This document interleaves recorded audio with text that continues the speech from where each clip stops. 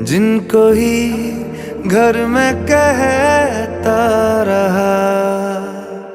तेरे इस घर को सजाने के लिए है यही